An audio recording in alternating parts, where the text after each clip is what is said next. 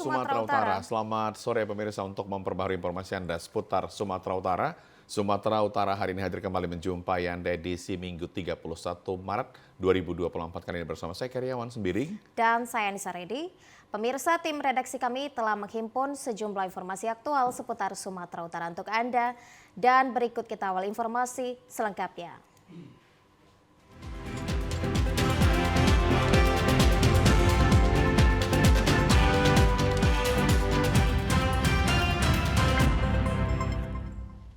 Pemirsa, menjelang arus mudik Lebaran Idul Fitri, sejumlah ruas jalan provinsi di Kecamatan Batuna 2 dan Kecamatan Angkola Julu, Kota Padang Sidimpuan kondisinya rusak parah. Rusaknya jalan tersebut sudah lama dirasakan oleh warga dan kerap terjadi kecelakaan. 10 hari jelang Lebaran, kondisi jalan di sepanjang ruas jalan provinsi yang berlokasi di Desa Rimba Soping dan Desa Mompang, Kecamatan Angkola Julu, Kota Padang Sidimpuan rusak parah. Ruas jalan ini merupakan akses jalan penghubung antara Kota Padang Sidimpuan dan Kabupaten Tapanuli Selatan, serta jalan keliling penghubung antar Kecamatan Batuna 2, Kecamatan Angkola Julu, dan Kecamatan Hutai Baru. Di sepanjang jalan ini banyak ditemukan jalan yang kondisinya sudah rusak parah dan sangat memprihatinkan. Bagi pengendara yang melewati jalan ini harus lebih berhati-hati sebab ruas jalan yang rusak berlubang cukup panjang. Kondisi jalan ini sudah lama rusak tapi belum kunjung diperbaiki hingga saat menjelang mudik Lebaran tahun ini. Pengendara sepeda motor Nur Halimah Lubis mengatakan kerusakan di ruas jalan ini sudah bertahun belum ada upaya perbaikan yang dilakukan pemerintah maupun dinas terkait. Kondisi jalan ini sudah lama rusak, tapi sampai sekarang belum pernah diperbaiki oleh pemerintah. Sering, terutama pengendara sepeda motor, tergelincir, sering ini seperti kayak jalan lintas juga dibuat pemudik. Semoga jalan ini segera diperbaiki oleh pemerintahan. Soalnya jalan ini dilalui oleh pemudik. Ini kan mau Lebaran. Akibat kerusakan jalan tersebut kerap menyebabkan kecelakaan, khususnya pengendara sepeda motor terperosok ke dalam lubang. Warga berharap agar pemerintah segera melakukan perbaikan rusaknya jalan demi menghindari adanya korban jiwa dan kenyamanan bagi para pengguna jalan. Sementara jalan lintas Sumatera, Batu Jomba, Sipirok, Kabupaten Tapanuli Selatan pemirsa masih rawan saat musim mudik Lebaran tahun 2024. Jalur Batu Jomba akan tetap menjadi sumber kemacetan bagi pemudik karena volume kendaraan yang meningkat. Jalan lintas Sumatera Batu Jomba, Kecamatan Sipirok merupakan jalur yang kerap dilewati para pemudik asal Kota Medan menuju Tapanuli bagian selatan dan Provinsi Sumatera Barat. Ratusan hingga ribuan kendaraan melintasi jalur ini, mulai dari minibus, mobil truk, dan bus antar lintas provinsi. Namun akses ini terkendala oleh tanjakan yang begitu curam dan kondisi tanah yang bergelombang, sehingga pengguna jalan khususnya kendaraan besar bermuatan berat kesulitan saat melalui jalur ini. Supir truk pengangkut bawang asal Padang, Doni, mengakui kendaraannya tidak sanggup untuk menanjak karena kondisi jalan tersebut sangat terjal. Guna menghindari kecelakaan, para supir truk yang bermuatan terpaksa harus menarik mobilnya dengan menggunakan mobil yang telah disediakan oleh warga setempat. Jalan bergelombang, penatnya agak tinggi. Tanah abang apa itu? Bawang Ada berapa ton muatannya ini? ada sekitar 8 ton. Abang dari mana ini kita, Bang? Dan dari Padang. Abang sering lewat jalan itu, Bang? Kemacetan terjadi disebabkan kendaraan yang akan melewati jalur tersebut harus antri satu persatu disebabkan tanjakan yang ekstrim dan bergelombang dipenuhi dengan pasir. Pemirsa, penyidik Polisi Militer Angkatan Laut memaksimalkan penanganan kasus pembunuhan terhadap ex-calon siswa Bintara TNI Angkatan Laut tahun 2022. Pelaku merupakan salah seorang oknum TNI Angkatan Laut di Lanal Nias dan seorang warga sipil. Melalui konferensi pers yang digelar di Mako Pangkalan TNI Angkatan Laut Nias Selatan di Teluk Dalam kemarin dan Lanal Nias Kolonel Laut Wisnu Ardiansah Menjelaskan kronologi kasus tersebut, pihaknya menerima laporan dari warga asal desa Lahusa Idanotae yang hilang komunikasi dengan anak mereka Iwan Sutrisman Telombanua yang merupakan ex-calon siswa Bintara TNI Angkatan Laut yang kalah saat mengikuti tes di Lanal Nias tahun 2022 yang lalu.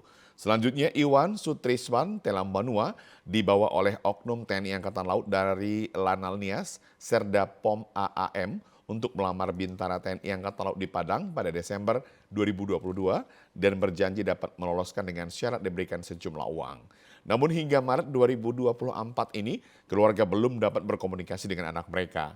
Atas kecurigaan yang dilaporkan ke pihak Lanal Nias itu, akhirnya pihak Pomal menginterogasi dan menahan Serda POM AAM. Serda POM AAM mengakui perbuatannya telah menghilangkan nyawa ex-calon siswa Bintara TNI Angkatan Laut tersebut bersama dengan seorang rekannya warga sipil pada 24 Desember 2022. Korban dibuang di area rawa kawasan Sawalunto, Padang, Sumatera Barat. Selanjutnya, kami Lanal Nias berkoordinasi dengan Komando Atas, dalam hal ini Lantamal 2 Padang dan Ko Armada 1.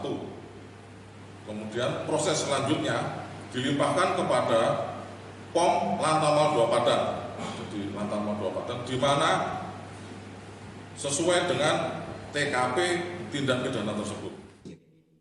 Pada 28 Maret 2024, pelaku Serda POM AAM telah dibawa ke Mako Pangkalan Utama TNI Angkatan Laut 2 Padang bersama pelaku lainnya dan telah ditetapkan sebagai tersangka. Sementara pihak keluarga mempercayakan kasus ini hingga ke Mahkamah Militer. Kepentingan kami sebagai orang tua korban ini supaya didapatkan mayat dan dikembalikan ke kampung sendiri, ke halamannya, supaya kami biar hanya tulang satu saja yang penting dibawa ke Nias. Anak ketiga Pak, 8 bersaudara mereka, inilah yang paling yang sakit sama saya, lebih baguslah mati saya ini daripada mati itu. Inilah dia, biar saya terus terang aja ini Pak Presiden Joko Widodo, tolonglah Raka, kami ini masyarakat kecil ini. Pihak TNI Angkatan Laut kini berkoordinasi dengan kepolisian di Sumatera Barat untuk menemukan jenazah korban agar dipulangkan ke Pulau Nias. Pemirsa, Polres Tapanuli Tengah mengamankan 3 pelaku pembunuhan terhadap seorang pria warga Kelurahan Sarudik yang jasadnya ditemukan di dalam gorong-gorong di Jalan Lintas Sibolga, Padang Sidempuan beberapa waktu lalu. Dalam keterangan persnya, Wakapolres Tapanuli Tengah Kompol Kamaludin Nababan menjelaskan kedua pelaku berinisial SAR dan TM merupakan pelaku utama yang menghabisi korban HT. Korban dibunuh para pelaku di lokasi objek wisata Pantai Kalangan ketika bersama dengan salah satu tersangka wanita di dalam sebuah pondok. Menurut Wakapolres Tapanuli Tengah, kasus pembunuhan ini bermula karena korban melakukan pemerasan terhadap V, teman wanita dari pelaku yang statusnya oleh penyidik Polres Tapanuli Tengah juga ditetapkan sebagai tersangka. Pemerasan tersebut dilakukan karena korban mengancam akan menyebarkan video asusila milik tersangka V. Meski sebelumnya para pelaku telah menyerahkan uang sebesar Rp1 juta kepada korban, sementara Kapolsek Pandan AKP Zulkarnain Pohan mengatakan terhadap para pelaku tidak dilakukan penangkapan, melainkan diserahkan langsung pihak keluarga. Bapaknya yang dari Sidempuan kembali pulang. SAR. Sidempuan yang TNI. Tadi sudah dijelaskan 3 orang ya. Yang ini memang diserahkan keluarganya sendiri, Om. Ya, diserahkan pihak keluarga semua. Setelah kita melakukan pendekatan, tidak ada upaya-upaya menanya mereka menyerahkan orang tuanya. Polres Tapanuli Tengah mengancam ketiga pelaku dengan pasal 340 tentang pembunuhan berencana dengan hukuman penjara seumur hidup.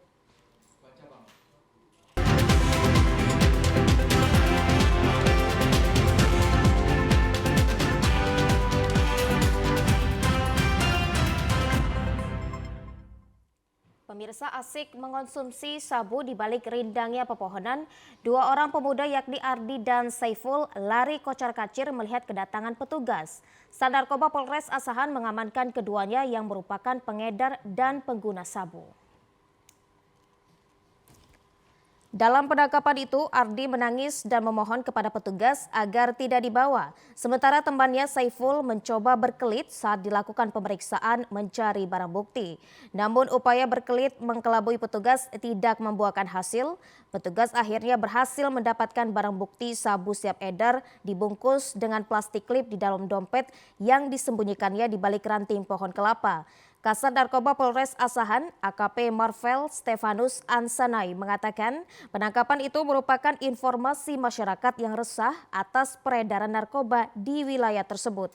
Satu orang yakni Saiful telah ditetapkan sebagai tersangka, sementara rekannya Ardi dilakukan asesmen. Sebenarnya sebelumnya di sana ada informasi dari masyarakat bahwa sering terjadi transaksi jual beli narkoba. Jadi dari Sat Narkoba Polres Asahan melaksanakan gerebek kampung narkoba, diamankan 2 orang dengan barang bukti. Barang bukti yang diamankan satu klip besar plastik berisikan 1 gram narkotika jenis sabu atau metafetamin. Juga ada uang hasil penjualan sebesar Rp300.000 dan berikut 1 buah handphone milik pengedar atau pelaku. Ya, saat diamankan sempat melawan dia, Bang, atau bagaimana? Ya, saat diamankan salah satu dari pelaku yang diamankan sempat melawan. Namun kami juga sudah memperhitungkan perkuatan, jadi tidak begitu menjadi persoalan bagi kami di lapangan. Kini tersangka pengedar narkoba tersebut terancam Undang-Undang Narkotika dengan ancaman hukuman maksimal 20 tahun penjara dan polisi terus memburu pelaku lainnya. Kita ke informasi lain, pemirsa, penggunaan knalpot brong sepeda motor di wilayah Batubara mulai berkurang karena gencarnya razia yang dilakukan Satuan Lalu Lintas Polres Batubara selama bulan Ramadan. Salah satu lokasi digelarnya razia knalpot brong berada di Jalan Raya Kuala Tanjung Batubara yang biasanya menjadi tempat berkumpul anak-anak muda usai sahur sambil melakukan balapan sepeda motor. Namun pada Minggu pagi tadi lokasi tersebut tampak sepi dari aktivitas balapan liar. Polisi hanya berhasil mengamankan beberapa unit sepeda motor yang memakai knalpot brong. Kepala Satuan Lalu Lintas Polres Batubara AKP Hotlan Wanto Siahaan mengatakan razia knalpot brong ini bertujuan untuk menciptakan kenyamanan warga yang menjalankan ibadah puasa. Menurutnya selama 3 pekan dilakukan razia, sudah mulai ada penurunan jumlah sepeda motor yang menggunakan knalpot brong. Dan berikut juga kita melakukan penindakan terhadap knalpot yang tidak sesuai dengan spesifikasi teknis yang menimbulkan kebisingan suara, di mana hal ini adalah yang mengganggu rasa aman dan nyaman masyarakat yang sedang melaksanakan sholat subuh. Jadi terhadap pelanggaran ini kita lakukan penilangan di tempat dan sepeda motornya kita amankan. Demikian. Kalau sampai hari ini kurang lebih sudah hampir 100-an. Ya, untuk hari ini kita lihat bersama-sama sudah terjadi pengurangan, berarti sudah ada kesadaran masyarakat untuk tidak menggunakan knalpot brong. Demikian. Hingga hari ini total sudah hampir 100 sepeda motor dengan knalpot brong yang berhasil ditilang. Selain mengeluarkan surat tilang, polisi juga menyita sepeda motor dan mengamankannya di Mapolres Batubara.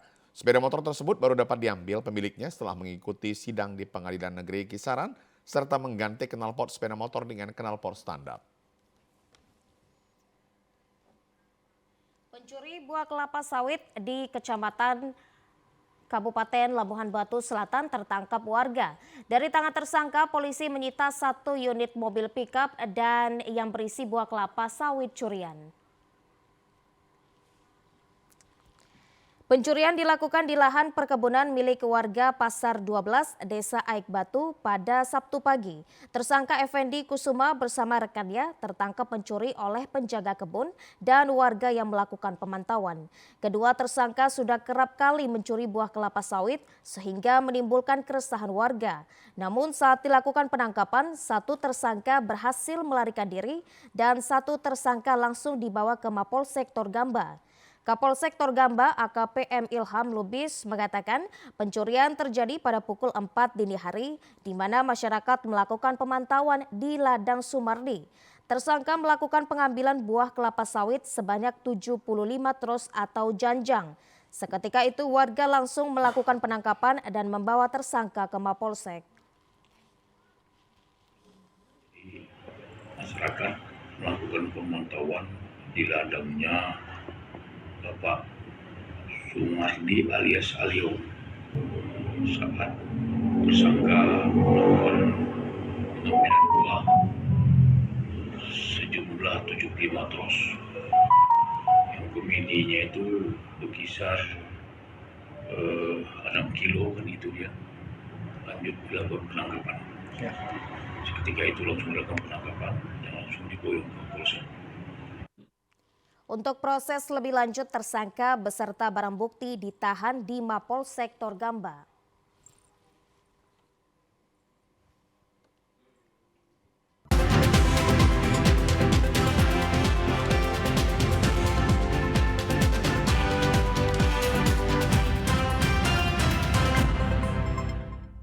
Selamat sore, selamat bergabung bagi Anda yang baru menyaksikan Sumatera Utara hari ini.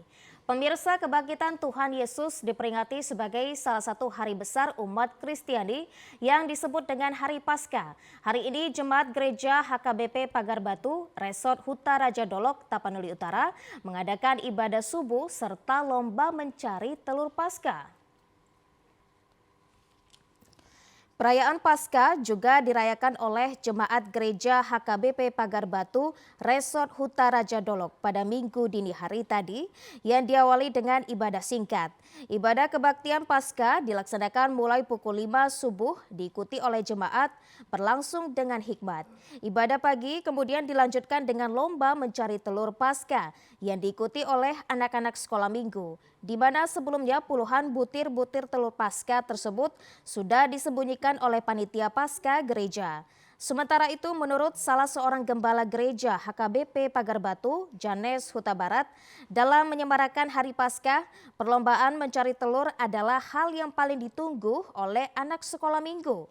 Jika peserta dapat menemukan telur berwarna emas, menjadi keberuntungan tersendiri bagi peserta untuk mendapatkan hadiah tambahan dari panitia dan pihak gereja.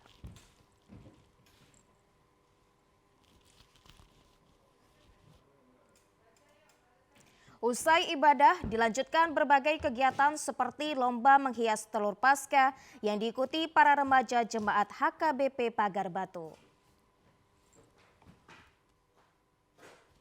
Pemirsa, kebangkitan Tuhan Yesus diperingati sebagai salah satu hari besar umat Kristiani yang disebut dengan Hari Paskah. Hari ini Jemaat Gereja HKBP Pagar Batu Resort Huta Raja Dolok, Tapanuli Utara mengadakan ibadah subuh serta lomba mencari telur Paskah.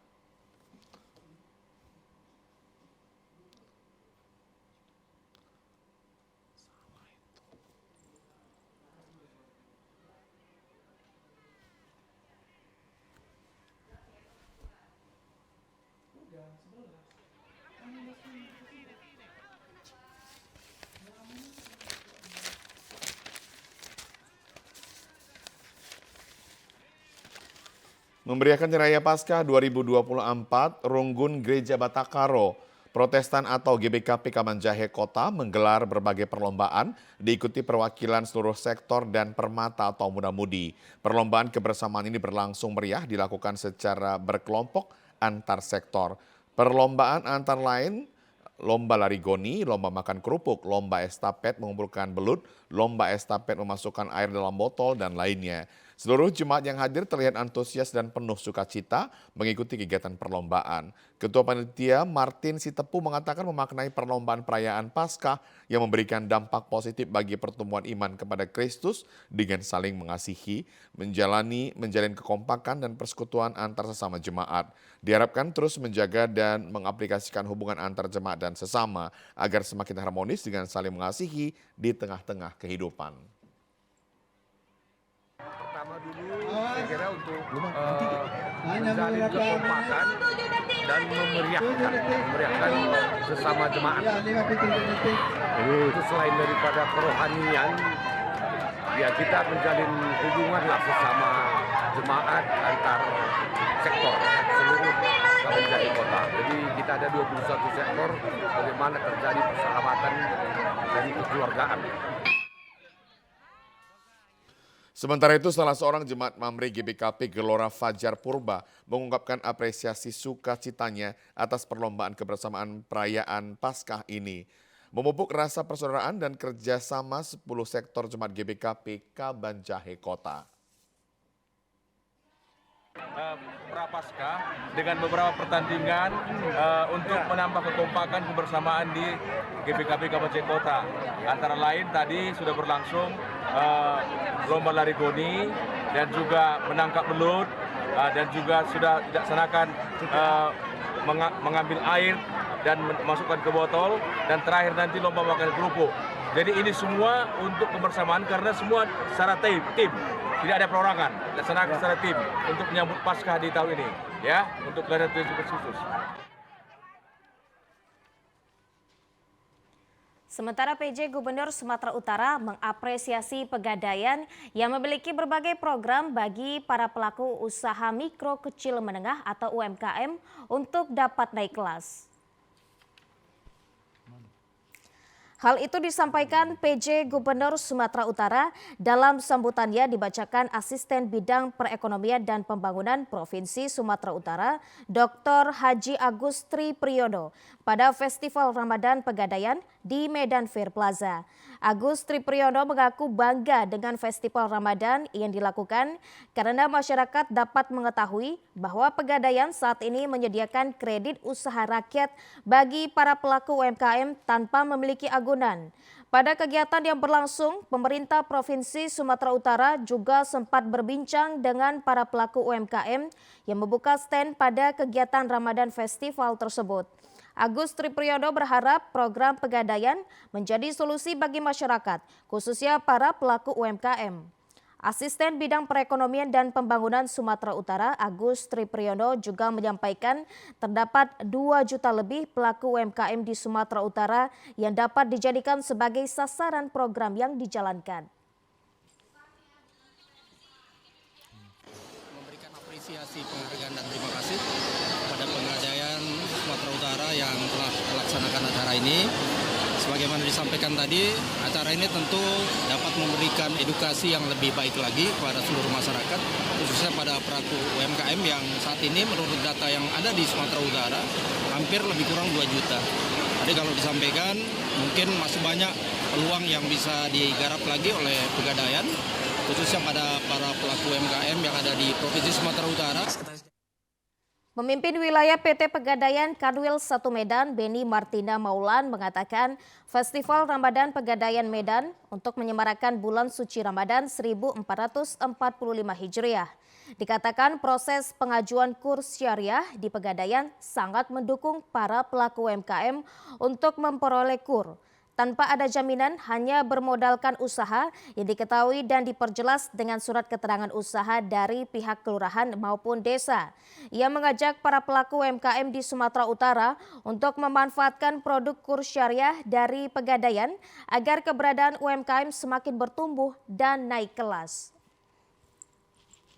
Kami bisa tumbuh nih untuk mengawal para pelaku UMKM yang baru mempunyai usaha Pak.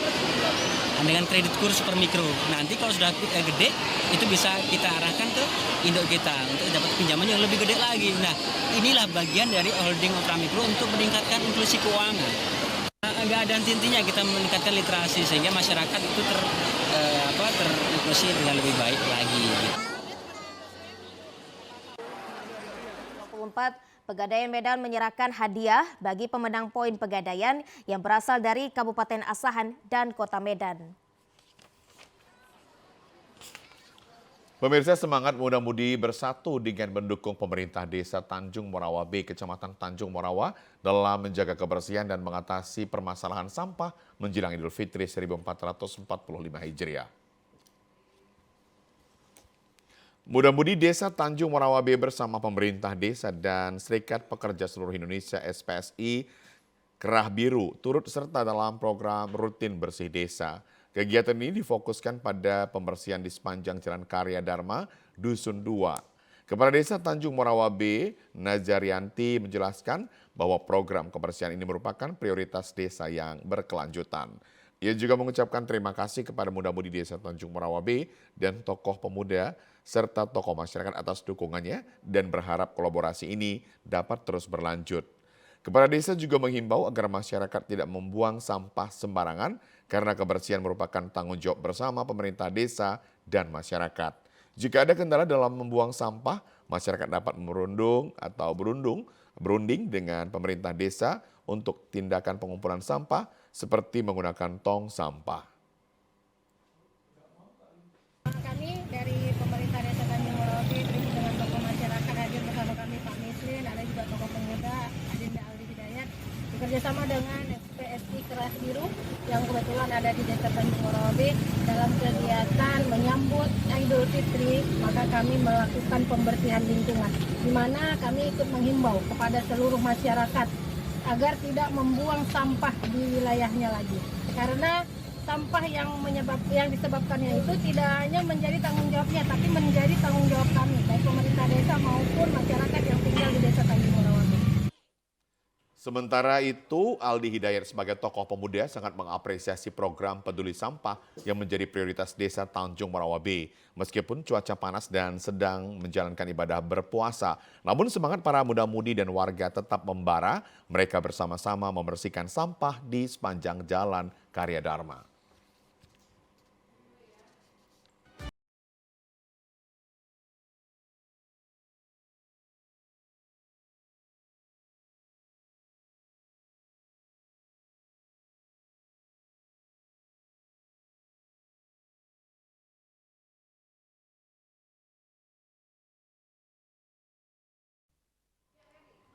Pemirsa, BKM Masjid Agung Kabupaten Karo bersama Bank Syariah Indonesia memperingati Nuzulul Quran sebagai momentum memperkuat kepedulian dan kemaslahatan umat.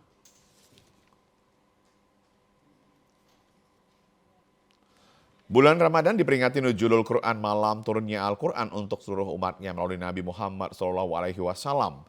Pentingnya umat Islam untuk terus berpegang teguh pada Al-Quran sebagai pedoman dalam beribadah dan dalam kehidupan sehari-hari.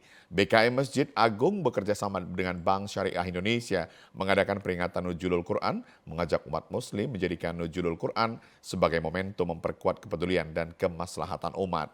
Diisi dengan tausiah dan doa bersama, serta bersyukur kehadirat Allah Subhanahu wa Ta'ala. Ceramah oleh Ustadz Sahirun, maksud kami Batubara, yang menyampaikan kitab suci Al-Quran adalah anugerah dari Allah kepada umatnya. Di dalamnya bukan hanya diajarkan tuntunan amalan ibadah, namun juga tuntunan dalam menjalani kehidupan, baik dari skala kecil di rumah tangga serta lingkungan sekitar. Mengajak jamaah untuk tetap berpedoman kepada Al-Quran sampai akhir hayat. Ketua BKM Masjid Agung Kabupaten Karo Aswin Ginting mengatakan peringatan Nuzulul Quran bersama Bank Syariah Indonesia ini juga untuk meningkatkan kemaslahatan umat. Selain ibadah juga meningkatkan kepedulian dengan jamaah, mendorong meningkatkan perekonomian sesuai dengan syariah Islam. Untuk membantu memperdayakan ekonomi jemaah yang mustahik di pesantren kita ini. Jadi salah satu kegiatannya adalah dalam bentuk Pujasera, pusat jajanan serba ada yang dalam waktu dekat ini akan kita bangun di lingkungan masjid kita ini. Tujuannya untuk dilatih dibina agar bisa dibuat kuliner yang sehat dan menarik sehingga perekonomiannya mudah-mudahan semakin meningkat. Peringatan Nuzul Quran ini dimaknai untuk meningkatkan keimanan dan ketakwaan, membangun tatanan sosial umat yang lebih baik.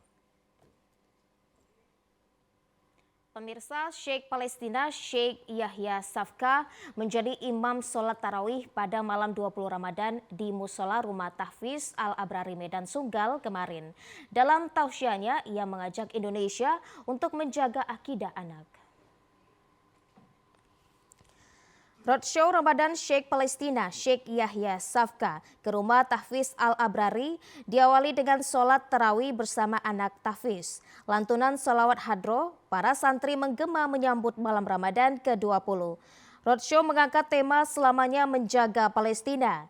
Sheikh Yahya Shafqa adalah seorang ulama muda asal Gaza yang rumahnya dihancurkan oleh Zionis Israel.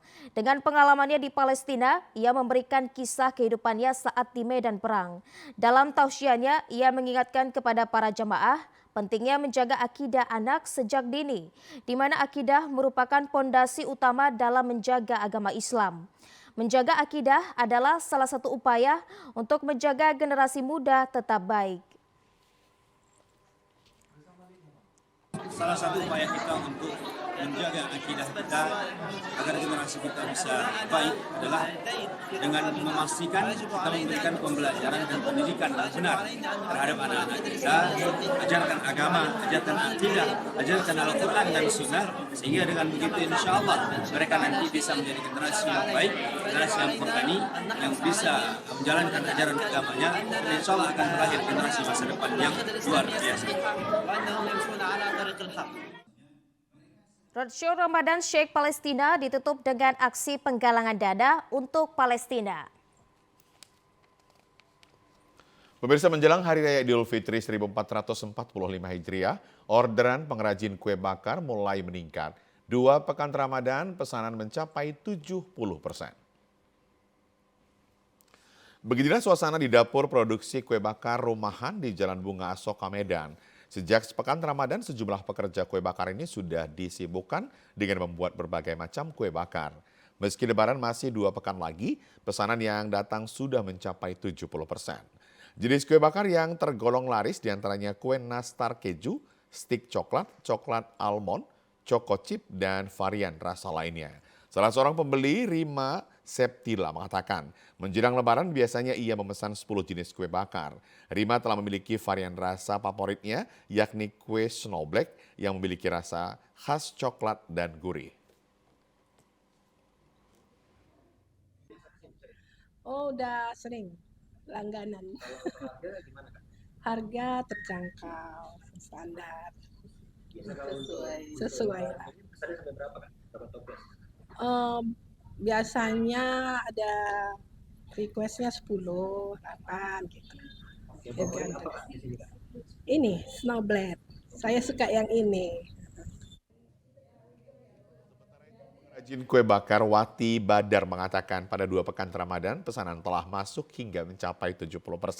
Kenaikan harga bahan kue bakar tidak menjadi kendala. Ia tetap menjual dengan harga terjangkau yakni Rp100.000 hingga Rp130.000 per toples seperti tahun-tahun sebelumnya.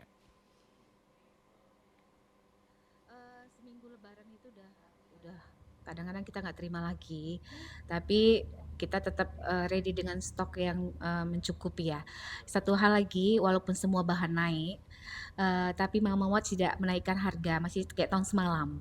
Karena kita menyadari sekali ya, perekonomian sekarang orang sulit ya.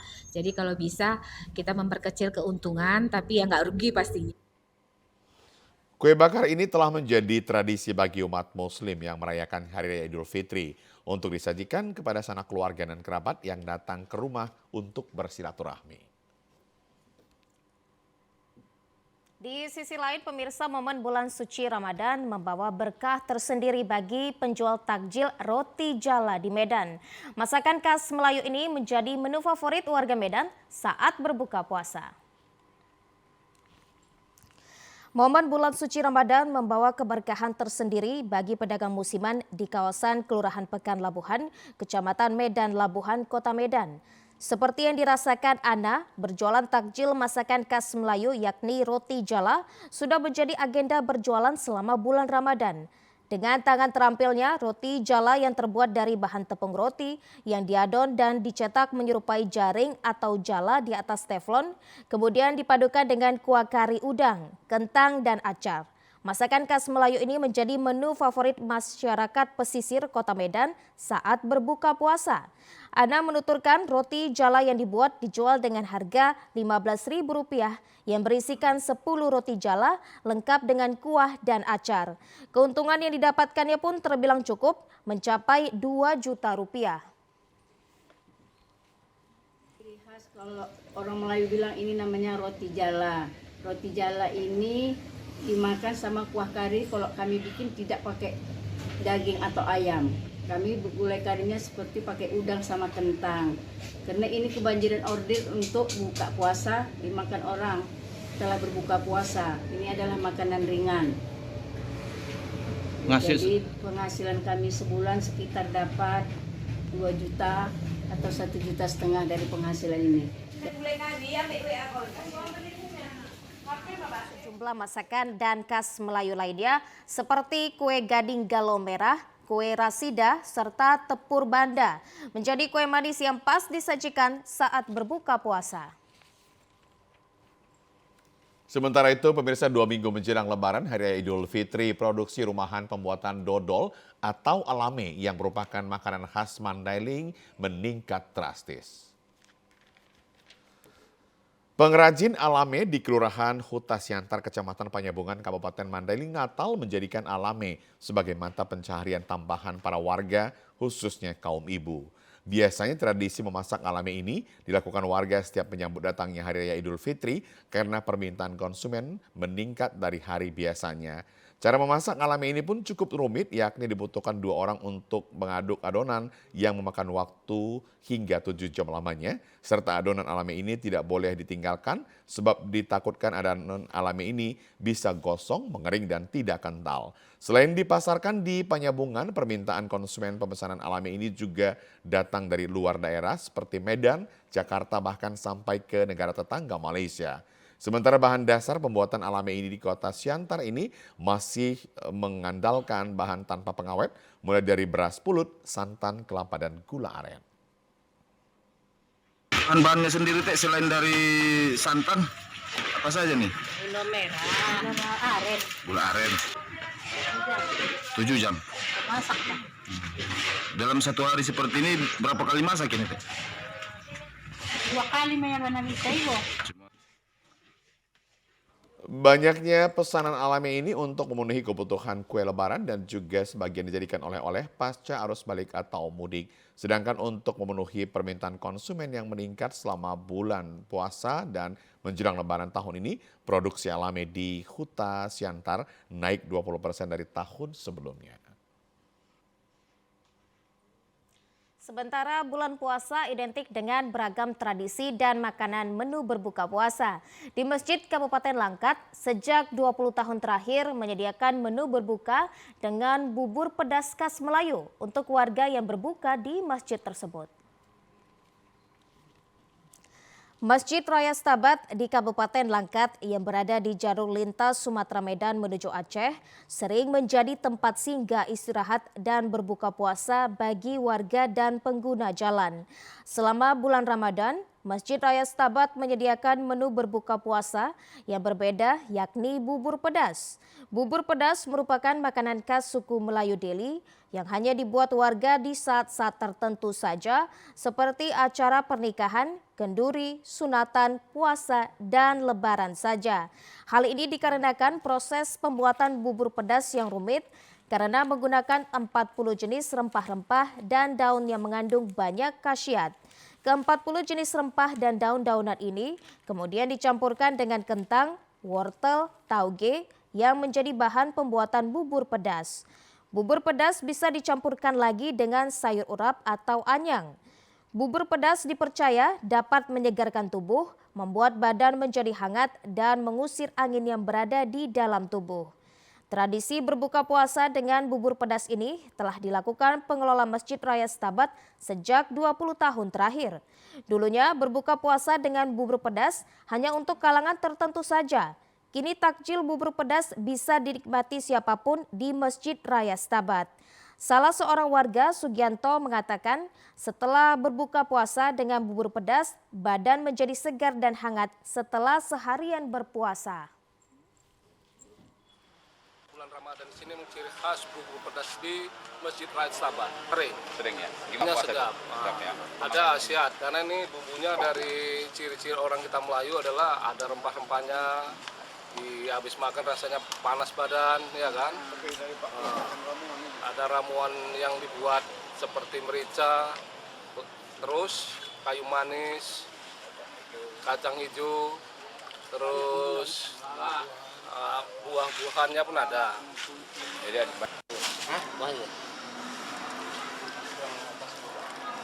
Pemirsa, Runggun GBKP Kabanjahe Kota Kabupaten Karo mengadakan berbagai perlombaan perayaan Paskah untuk mempererat persaudaraan hubungan antar jemaat semakin harmonis dan saling mengasihi.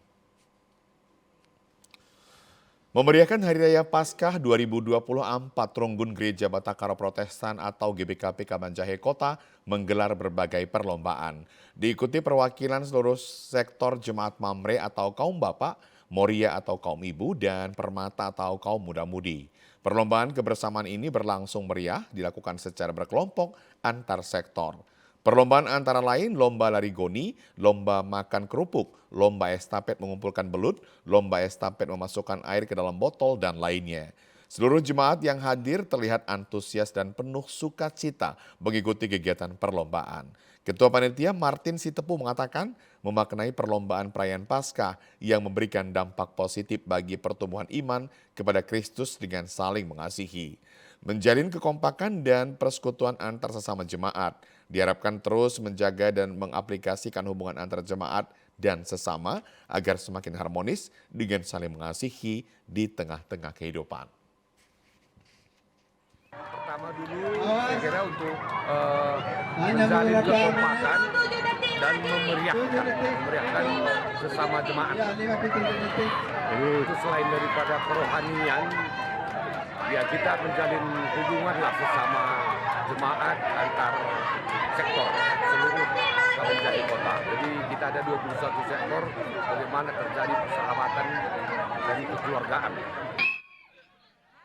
Salah seorang jemaat Mamre GBKP Gelora Fajar Purba mengungkapkan apresiasi sukacitanya atas perlombaan kebersamaan perayaan Paskah ini, memupuk rasa persaudaraan dan kerjasama seluruh sektor jemaat GBKP Kabanjahe Kota.